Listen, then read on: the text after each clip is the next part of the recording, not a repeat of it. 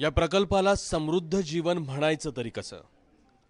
बघावं तिकडं प्राण सोडलेली रेडकं, कुणी भुकेनं मेलं, कुणी तहानेनं तडफडून गेलं. 70 ते 80 जनावरांनी आतापर्यंत माना टाकल्या आहेत. मालक महेश मोतेवार गजाआड गेला आणि मलठाणच्या प्रकल्पातल्या या मुक्या बिचाऱ्यांची परवड सुरू झाली. ज्यांच्या जीवावर मोतेवारनं माया कमवली त्याच जनावरांची अवस्था मरणासन्न झाली आहे. पैसा थकीत राहिल्यामुळे शेतकरी चारा आणण्यासाठी टाळाटाळ करू लागले आणि ते पैसे न मिळाल्यामुळे शेतकऱ्यांनी चारा त्या ठिकाणी घातला नाही आणि मग जनावरे हळूहळू उपाशी मरू लागले. त्यामुळे या प्रशासनाचे सुद्धा इथं तारांबळ उडाली आणि प्रशासनानं सुद्धा या ठिकाणी त्यांच्या जे स्टाफ आहे त्या स्टाफने त्यांच्या दुर्लक्ष या ठिकाणी केलं आणि त्यामुळं साहजिकच या जनावरांची अवस्था बिकट झाली. गावकरी आले, त्यांनी चाऱ्याची तात्पुरती व्यवस्था केली, पण ही व्यवस्था आणखी किती दिवस पुरणार शंकाच आहे.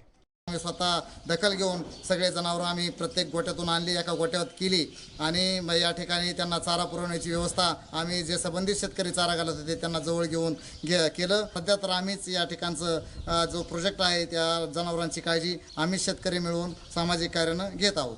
काही दिवसांपूर्वी ठेवीदारांच्या आंदोलनावेळी तर कहरच झाला.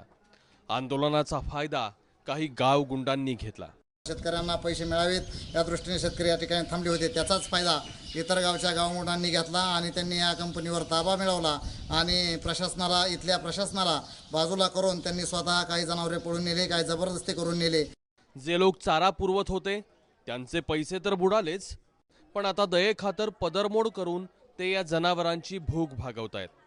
सध्याची स्थिती अशी झालेली आहे की व्यवस्थापनाचं जरा गडबड झाल्यामुळे चारा व्यवस्थापन करायला स्टाफच राहिलेला आहे आणि ते स्टाफ राहिलेलं नसल्यामुळे जनावरांची अशी अवस्था झालेली आहे. त्यांना चारा पुरवतो मी, पण जितका अवेलेबल होईल तितका माझ्याच्याने पुरवठा होतो. दुष्काळ पडला की जनावरांसाठी छावणी सुरू होते. इथं तर शेकडो जनावरं बेवारच झाली आहेत, भुकेनं तडफडतायत. त्यामुळे प्रशासनानं, सरकारनं किंवा एखाद्या गोशाळेनं तातडीनं पुढं येऊन या जनावरांची जबाबदारी स्वीकारण्याची नितांत गरज आहे. अन्यथा हे मृत्यूचं तांडव असंच सुरू राहील. राहुल ढवळे, ABP माझा, दौंड.